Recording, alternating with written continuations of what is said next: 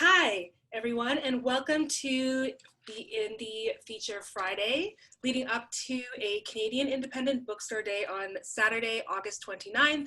Penguin Random House Canada is spotlighting a Canadian Independent Bookstore every Friday at 3 p.m. EST. I'm Eternity Martis, author of They Said This Would Be Fun, and today I'll be speaking with Sean Liburd from Knowledge Bookstore, an independent Afrocentric bookstore located in Brampton, Ontario, that sells African Canadian, African American, Caribbean, and children's books, and so much more. So before we get to our conversation, I just have a few housekeeping rules. As a reminder, please keep your audio and video muted throughout the session. The chat will be activated at the bottom of your screen, and you can comment along or add reactions as you see fit. We like reactions. And if you would like to submit any questions for us, you can submit them through the chat function directly to the host, listed as Penguin Random House Canada. And we'll be sure to get to those at the end of the session. So with all of that, I would love to introduce Sean Liburd from Knowledge Bookstore. So Sean, hello. Hello, Eternity. How are you? I am fantastic. Thank you. Great. So before we get started, you and I have been chatting a bit, and I really think Knowledge is such a cool bookstore. So can you tell us kind of how Knowledge Bookstore came to be? You're making me think back. No, Knowledge Bookstore, I've always been an avid reader since I was a kid. And I was reading a lot of Eurocentric literature. And it's my grade 13 year, my last year of high school. I had an English teacher, Mrs. Morton, and she kind of pulled me aside and she gave me 4 African-American authors, James Baldwin, Alice Walker, Toni Morrison, and Langston Hughes. And she told me, she didn't give me a choice. She said, go to the library, research these 4 authors and choose one to do your presentation and paper. And I did as instructed. And I fell in love with Langston Hughes and his work, even his poetry. I hated poetry all throughout high school until I started reading Langston Hughes, and suddenly everything changed, right? So I got the librarian to bring in some more of his books. And honestly speaking, it was the only presentation I did in high school that I actually wanted to do, right? So everything changed for me from there. And then after I read James Baldwin, I read Toni Morrison, I read all of the other authors, and then I started discovering other Black authors. And it was like a journey into a different world, right? And from there, you know, I studied accounting in university. And when I came out, there was a recession, so there wasn't really any jobs available. You were competing with experienced people, so there wasn't really any jobs. So I was brainstorming one day, myself and my older sister, we were brainstorming. And I thought, why not a bookstore? And why not a Black bookstore, right? Third World was the only one in existence at that time. And I used to go down to Lenny and pick up my books once a month, right? But I thought a Black bookstore in Brampton would be great, right? And the reason why I really like the idea of a Black bookstore is it bothered me that I was in my last year of high school, and that's when I was finding out about Black authors, right?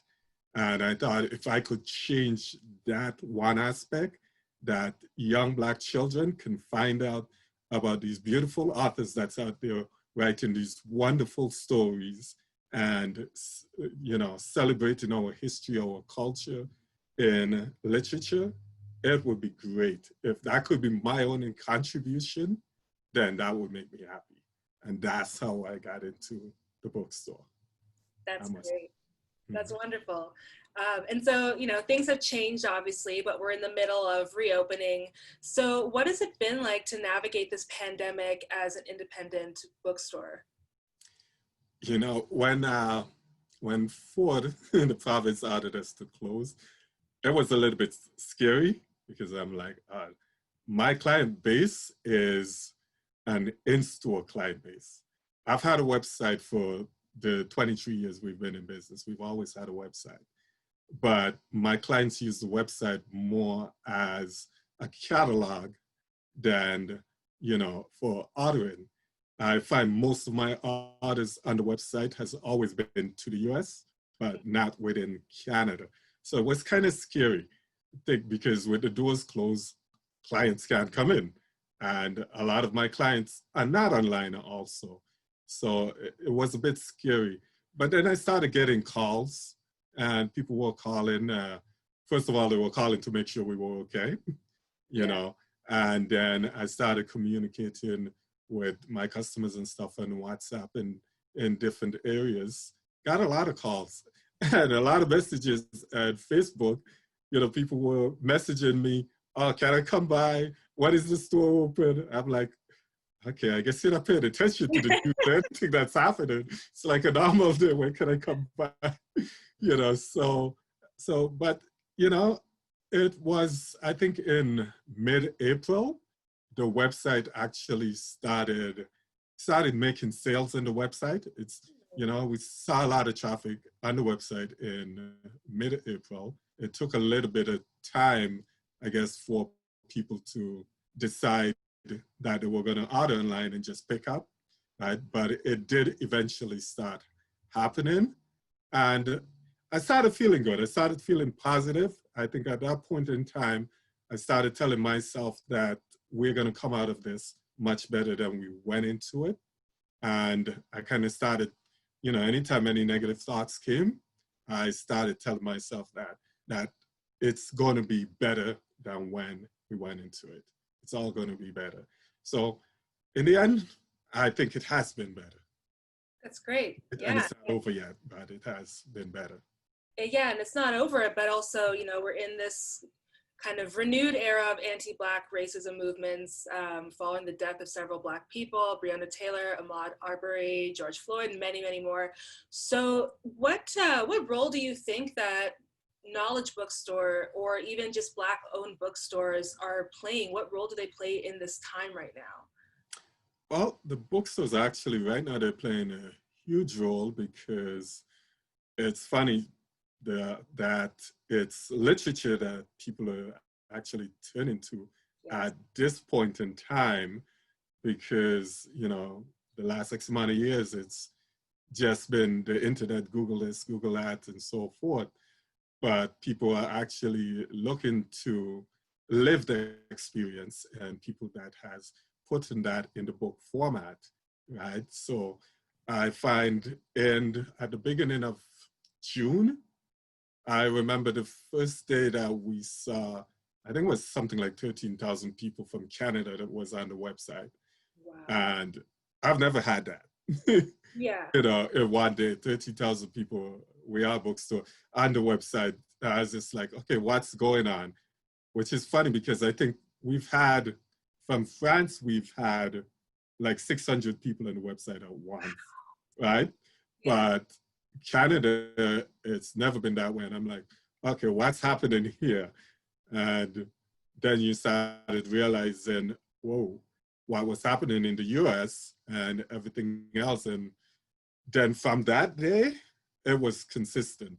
Just people are calling, emailing, So it was a lot of conversations, a lot of emails to be done.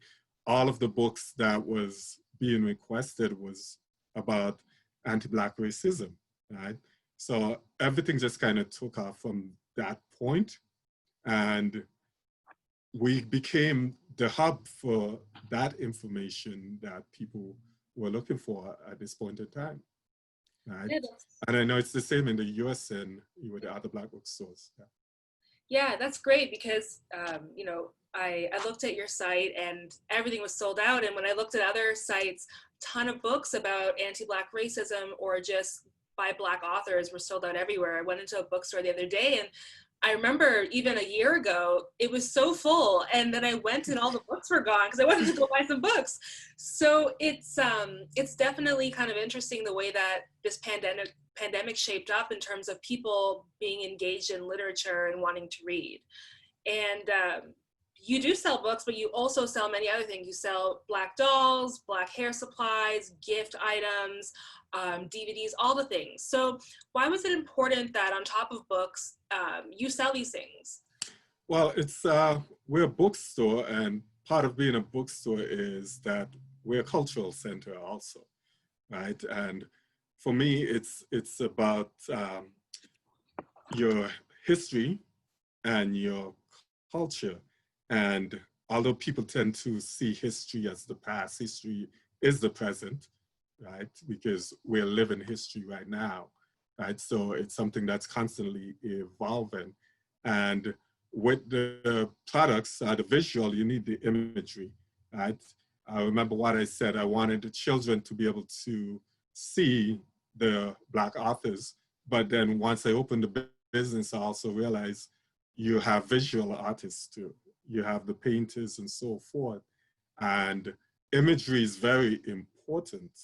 So I wanted that to be represented. So under the water bottles, I want Black images, right? And Bible cases, I want Black images, right? So the imagery is there, and the other products are necessary because people are using the water bottles, they're using the Bible cases, the beauty products as natural as possible, as close to natural as possible. So we have the natural soaps and the shea butters and so forth. And we're also able to support vendors in Africa, in Haiti, and so forth that's, providing some of these products. So it's one of those things where you can kind of make it holistic. And I have customers that, unfortunately, they're not readers. So there's some customers that may just come to buy greeting cards. There's others that just looks for gift items. Incense customers. So, it's that kind of thing. So you have to have a variety, right, for the client base, for the community, right? Because I want everyone to feel like they're at home when they come. There's something for them. That's true. I think it's amazing that, like, if I could get my hair products and a book at the same time and like a cute greeting card, I'm so down. So I think that's awesome. And you did talk about inspiring young Black youth or Black youth and young Black children. So could you tell us a bit about your programs? You have Encourage Young Minds program and Mentoring Our Youth.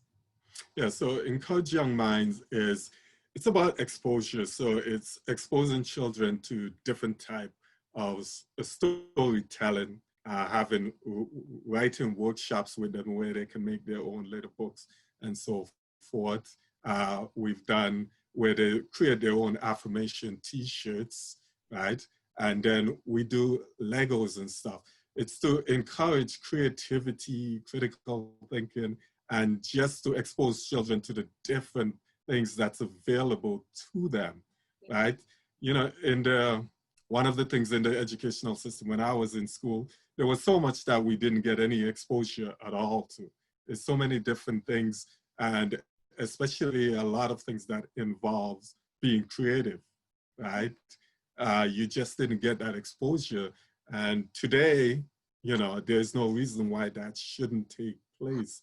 And for little Black children, I want them to know that they can be anything they want to be, anything they put their mind to, that they feel they would like to do. But they need the exposure to different things to see that it's possible. This is I may like this. I may like building, and it might be engineering, whatever it is. So once they're getting that exposure young, they can continue with it. They can continue moving in that direction and seeing what's available. So that's what it is. So it's to encourage it. Right. Yeah, it's true. For myself, part of the reason that I became a writer was because I was surrounded by books. So my grandmother would read to me every night. Every Sunday, my grandfather took me to the bookstore, and I would write picture books when I was like 8 years old. But it's a bit different for me because on my mom's side, they're Pakistani, and they would actually cross the border to go find Black books or Black dolls. Like, it wasn't just visibly, like, easily available to them.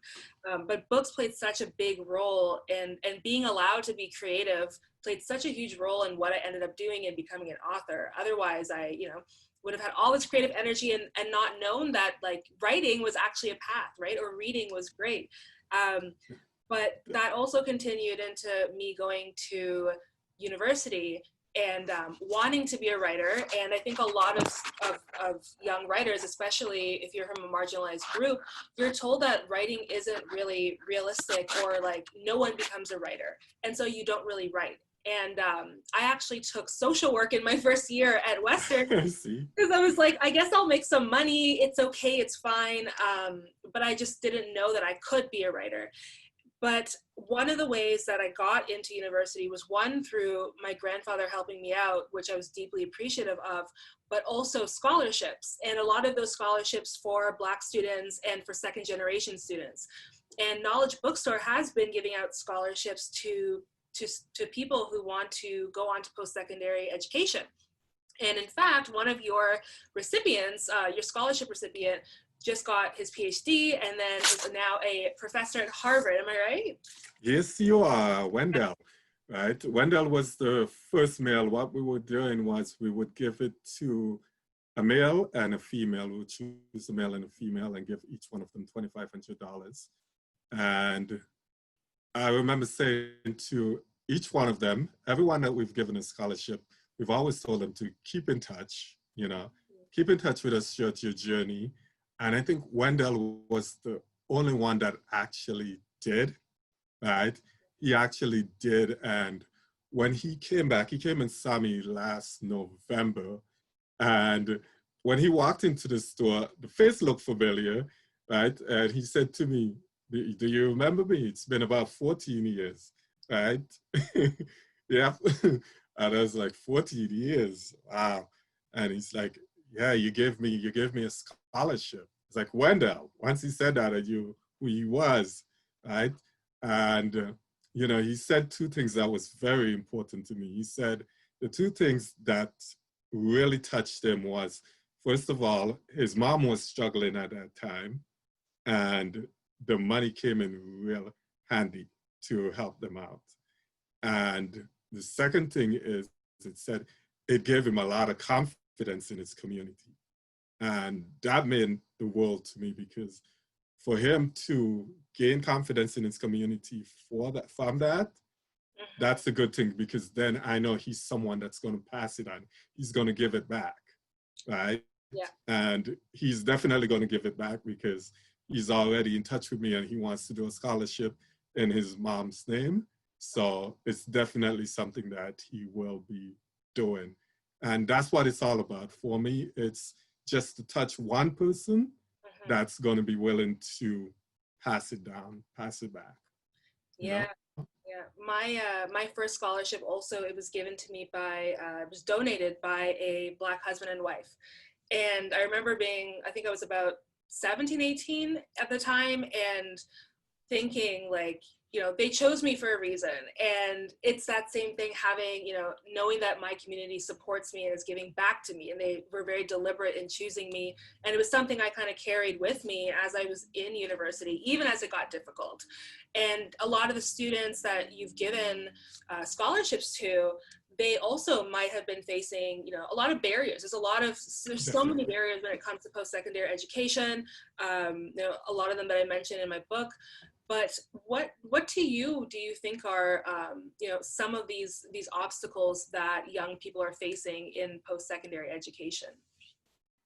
Well, I think one of the obstacles that young people face, for me, I think one of the greatest obstacles, it starts with them, right? It starts with them first, not being strong enough in themselves, right? I find that the better you know yourself and your goal for being where you're at, you can deal with the external obstacles a lot better. Like I always say to people, I came to this country in 1981, right? And for a year before we got here, my parents, they constantly told us we were going to Canada for education, constantly. And that kept me on a certain path throughout school, throughout high school.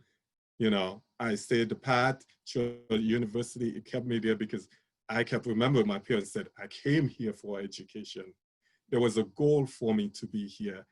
And I think if our children would have goals when they go into university, then those other obstacles, because the other obstacles are, they're going to be there, right? We're in a system that wasn't exactly created for us. And there's always going to be someone that's trying to block you. And I've experienced that. But at the end of it all, I also have a goal. I have a place that I'm headed to. And I'm not about to let anyone stand in my way, right? So I think when our young people know themselves and have a goal that they're working towards, something that's, you know, bigger than themselves, then they will be able to manage those goals well. But when you don't know yourself, you get distracted. When people throw up obstacles, you think that's a full stop sign, right? You don't think of it as just take a pause and figure out the way around, because there's many roads to the same place, right? There's always an option, but you have to be in that place to be able to figure that out. Yes, I think that's excellent advice to know yourself and know your goals going in. I think so many of us, when we were going in, you're just like, for me, my goals were not very good. I did not know myself. I just wanted to go have a good time, and I didn't even stop to think about what I wanted until I was towards the end of my second year. But you kind of, when you don't have that kind of strength, or that, what I like to call kind of like a thesis, really something you can go back to, almost like your business plan, right? Like you can go back to it absolutely. and remember. But like there's so many obstacles that even, well, I experienced while as a student, but also that when I would write about them and then research to see if there are other things, these things were existing. So things like, obviously we've seen in the States, taking a nap in your own dorm room could get you kicked out, right? Could get the police called on you. Studying after hours at the library, there are librarians who have been calling the police on Black students or security on Black students. And even just the suspension rates that start in elementary school and high school that deter you from going to university. And one of the most shocking things I found when I was working on the book was that dropout rate. So even though Black students, like the number of Black students are increasing in post-secondary education, the dropout rate is really high, and it's not going up at elite schools because it's linked to not feeling welcome or not feeling represented in a classroom.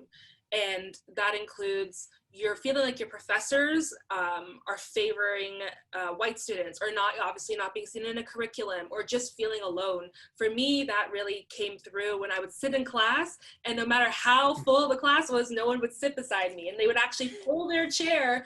In the winter, there'd be like coats in the aisles, and they would actually put their coat in the aisle, their chair in the middle, just not to sit next to me, and it made me want to drop out. But one of the things that did make me feel seen and welcome were books by Black authors, and taking on that responsibility of finding them. So if the course assignment said I had to find one feminist writer that I admired, it meant looking at Black feminists that I could read. And I really, really remember feeling seen reading a Bell Hooks article, Eating the Other, Desire and Resistance. And that was the moment, I was in second year, and that was a moment when I was like, oh my goodness, like these words really, really matter. And now we're in this moment where there's so many stories coming out by Black writers, whether it's, you know, online through media or books, but it's also a weird time because these stories are mixed with so many things. I think we're gonna see a lot of speculative fiction. With everything going on in the States, I think we're going to see a lot of things about pandemics and this movement that we're in again. So are there any books that don't exist right now that you think should exist by a Black author? That's kind of funny. Well, I think I'll play a little bit here, since we've had this pandemic, and then, you know, revolution took place. So I would say the book that should exist is, that should be written is The Summer That African-Centered Books Saved the World. I love it. Right? Love it. So, right. So I think it's perfect for the time because, you know, if you look at the reading list this summer, right, there is going to be a lot of African-centered books. I think this is I can't remember summer that, you know, I sell a lot of books over the summer for festivals and so forth, but this year I think people are really going to be doing a lot of reading. Yes. This is the first time in a long time I think there's going to be so much reading being done, and they're actually going to do reading. Yes. Right? Not just buy the book. So absolutely, and a lot of unlearning. And so in that, and that's in a similar vein, do you have any recommendations, or are there any staff picks that you can share with us? One of the books, and it's a book that it's gotten back some popularity right now, that it's been out for a number of years, a really good book, The New Jim Crow by Michelle Alexander, right? That's an excellent one.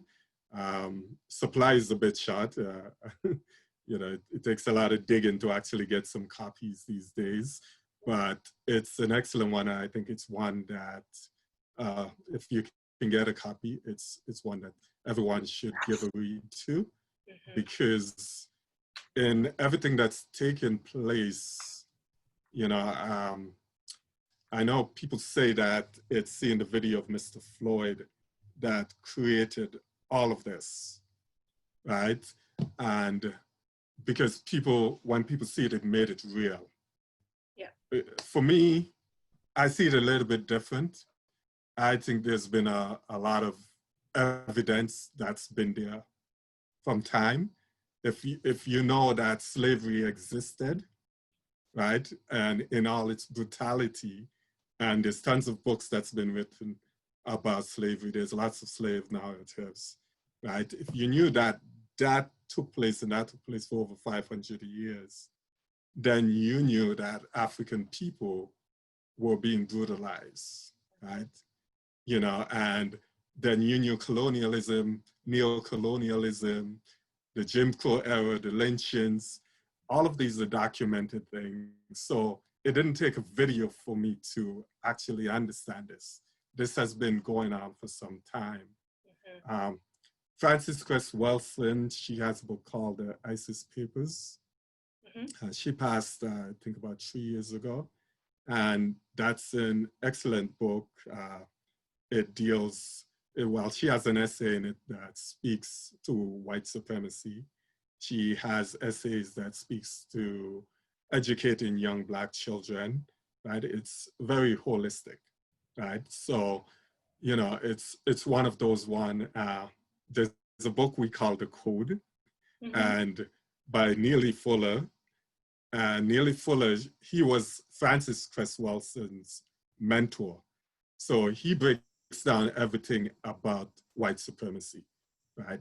That book is a bit harder to get, but it's one of those books that, you know, if you truly want to understand, because although the books that people are reading now, it's great. For me, I believe that for you to fully understand or get a better understanding, you need to go back to the beginning. So you need to go a lot further back. We're starting here in modern times, but all of this didn't just start here. It started some time ago. It's been a journey to this place, right? And to understand the journey and how it's changed, right? The different appearances. And that's why The New Jim Crow is such a wonderful book, because it also demonstrates that, right? So there's something bigger at play, and to understand that, and there's a lot of great books that's been written. A lot of the ancestors, they've done a lot of work, and Amos Wilson, he's done a lot of work around developing Black children from birth, you know, the developmental psychology of Black children, awakening the natural genius of Black children. He's also done a lot of work around self-hatred, right? Self-hatred for Blacks, and, you know, what they call Black and Black violence, right? So these are all wonderful books that I think can help. Remember I said I like psychology? right? So a lot of these books, it comes into play. Psychology is very important for me. It's the beginning. It can probably be even more important than the history, in the sense, if you don't have the right mind or mindset, the right way of interpreting information, then, you know, having that information won't do much good, right? So those are a lot of the books. But right now, I'm personally revisiting a one called Powernomics by Claude Anderson. And it's like a blueprint for the Black community in developing economic systems, right? And that's a great book. I can sit here and go on and on about different types of books in different genres, right? Because there is so many good books. Like, people come to me and they ask for recommendation, and I'm like, do you really want to open this can of worms right now? Because there is so many good books. Like, you know, I read, and I read every day, right? And I read wide. So there is so many good books that I can recommend, but I like to give recommendations based on people's personal interests and where they're at, you know. So, but those are some of the books I would say you should have on your bookshelf. You know, I could mention authors. I know Penguin Random House carries They Came Before Columbus by Ivan Van Sertima. Any of his books that you can find is great, right? They also carry The Black Jacobins. Haiti is a pivotal aspect of our history. And a lot of times it's ignored. We don't understand the importance of what Haiti has done, right? The role that it's played in African history, right? So it's one of those books that I would, you know, recommend that people also read, The Black Jacobins, right? And then you have wonderful writers like James Baldwin. Any of his books is good. So I have to stop now. Okay. I will create a hard stop, but yeah. excellent. We have some questions, so I want to thank you. This will wrap up our conversation. So for anyone that has joined us a bit late, with us today is Sean Liburd from Knowledge Bookstore, an independent Afrocentric bookstore located in Brampton, Ontario. And the link to Knowledge Bookstore is in the chat, so be sure to check out their online store and buy some books, and buy some of the books that Sean has mentioned. If they're in stock, of course, they're in demand.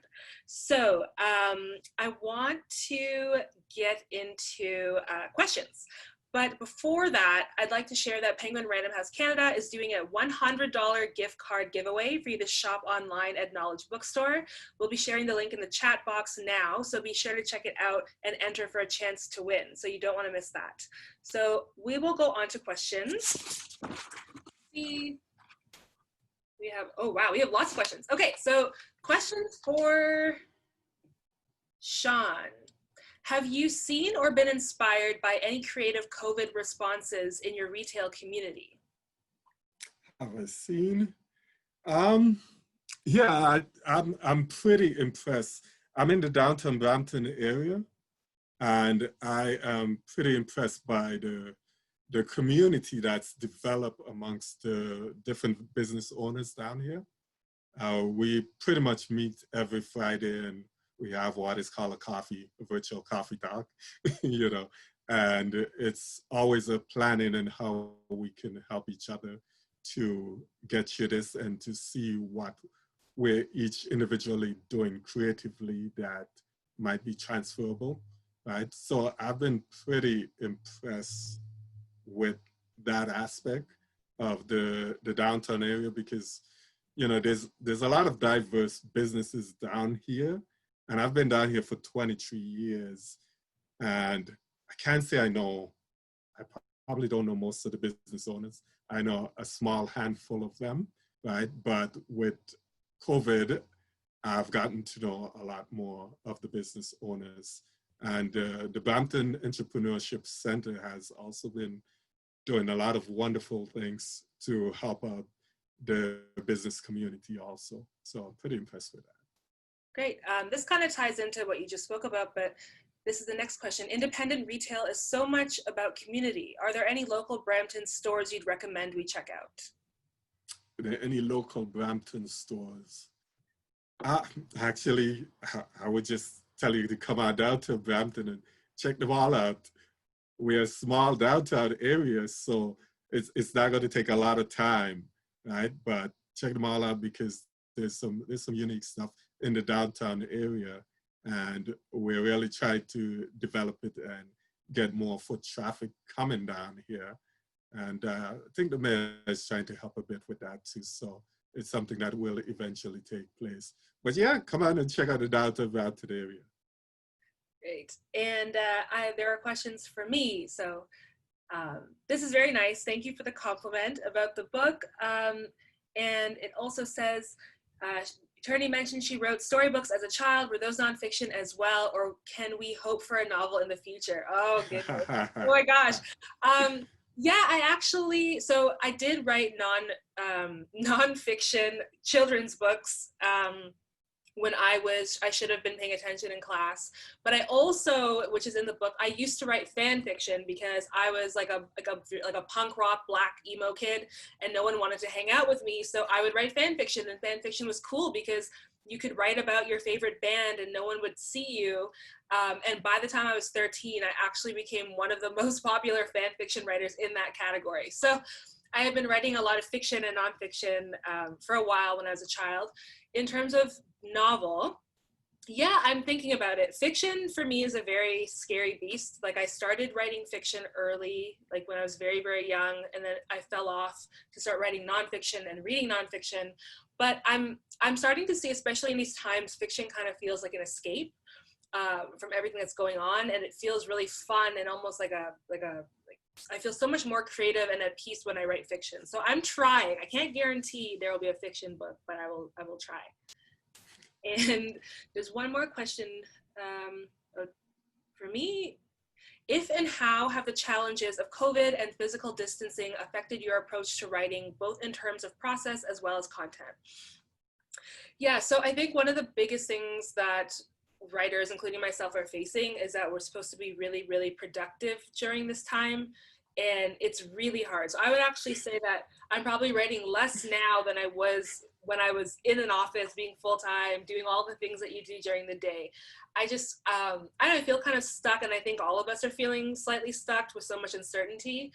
But what I've decided to do are do things that make me feel creative so that when I'm ready to write, I will write. So I go for walks. I bought, this is kind of cheesy, but I bought like a diffuser for essential oils. So I'll just sit there. I've like tried doing just like things where I'm like, things that I'm enjoying that aren't necessarily writing, in the hopes that when I'm ready to write, I will be able to. But it's been a bit of a challenge.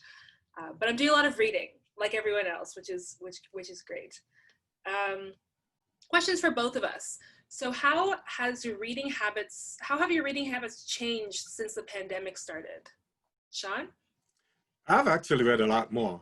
I've read a lot more because I had a lot more time, and anytime I have more time, I read more. So I've been able to read a diverse amount of things during this time. It's been great for that. Of course, semi-vacation has been great for the reading, and I do a lot of journaling, so it goes hand in hand. Good. I have not been reading as much, although I've ordered a ton of books. I have books under my computer right now, like a ton, holding the screen up. So I have a ton of books to read, and I'm planning to do them. But it's changed my habits in a way that, like, before I'd maybe read one book a month, or one book a year, sorry. But now I think I've read maybe like 5 or 6 books. So that's really impressive. I haven't done that since I was a teenager. So it's nice. It's nice to read. I miss it. That would be difficult. Yes. What else do we have? Oh, outside of books and reading, how are you spending your time during lockdown? What are you watching and listening to? Well, my time is spent between reading, writing, and my family. my daughter. I spend a lot of time with my daughter, right? I homeschool my daughter. So, you know, schooling is, learning is like, it's a lifestyle. So we are always doing that. Yeah. Right? Everything that we do is a learning experience, right? So that's one of the things that I spend a lot of time, and some parents pulling their hair out and not wanting to spend any more time with their kids because they've been spending too much time with their children. But, you know, that's what I do. And for my downtime too, I also play the guitar. That's my relaxation, musical instrument. So, you know, those are the things that I do. That's great. I've been doing a lot of walking and catching up with friends. I think like before the pandemic, you just kind of forget that, you know, people want to get on a call and whatnot. So I've been calling people on the phone. I actually love the phone. So talking on the phone, talking over Zoom with friends, catching up in the park. And those things have been really great for me to do. In terms of what I'm watching and listening to, I love Bad Bunny, who is like a Latino urban pop star. I love Bad Bunny. So I speak a little bit of Spanish. So I've been trying to learn Spanish through Bad Bunny songs, which is working out. So I've been doing a lot of that and watching Michaela Coel's new show on HBO, I May Destroy You, which is getting like critical acclaim and rave reviews. So a little bit of music, a little bit of watching television, and some nature. Oh, this is a great question. If you could have a physically distant dinner with any 3 authors, who would they be? That is a very good one.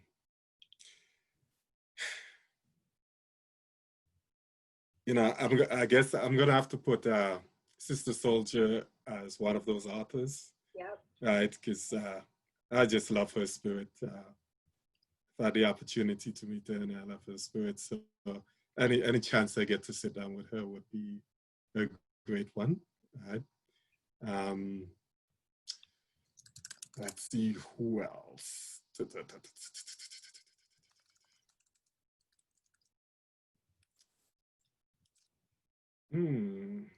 Well, you know what? I haven't seen him for a bit. I'm gonna go old school, and I'll say Cecil Foster, right? You know, I would still like to go back to some of his works with him, right? So he would definitely be someone that I would do that with. And, you know, I think we still have a lot more that we can talk about eternity. Yes. Right? So, you know, why not? I would sit with eternity also. Oh, There we go. You. Right? I would sit with you too. Love So there we go. Physically distanced hang. Exactly. Well, for me, I have 2 because Sean, you're my first one. But Bell Hooks, who I love and adore, I have to sit down with Bell Hooks. I think she terrifies me, and I would probably cower in her presence, but I would do it anyways. And I am such a Patricia Hill Collins fan, and her book Black Feminist Thought. It's actually a reader, I think. It's not even a book, like a leisurely book. But I love it. Everything I learned about stereotypes about Black women and where they came from and how they've transformed, I've learned from Patricia Hill Collins. So it'd be those 2. We're gonna have to wrap up. So I have one more question.